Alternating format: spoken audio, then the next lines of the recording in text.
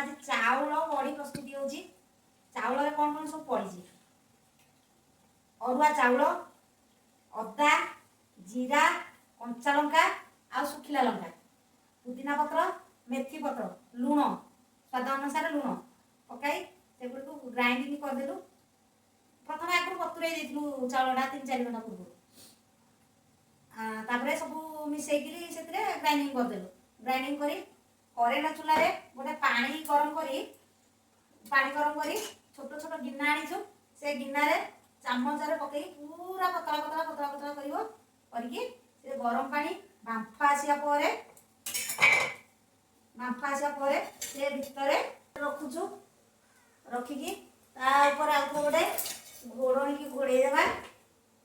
घोड़े देबा परे किछि समय परे सेटा सिझिले टिके बा गोटे बांफ बाहर गले सेटा बाहर कर देबा। बांफ बाहर गला बड़ी को काढ़ी देबा। काढ़ी की फेरे आउ गोटे रखी देबा। रखी देकी घोड़णीटा घोड़े देबा। घोड़े देकी एटा को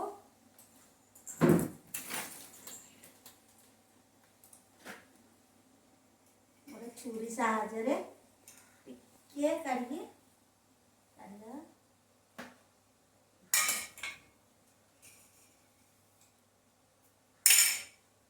देखो केते सुंदर रे बाहर गला। तबरे आनिकी खरे रे सुखे देबा। मु करेंट चूल्हा रे करथिली। आपण माने चाहिले भी मध्य गैस रे कर परिबे। गैस चूल्हा रे आ चुल्ली रे मध्य कर परिबे। आपण मानकु जदि भलो लागिथिबो ताले आपण माने एई वीडियो टी देखि लाइक सब्सक्राइब कर।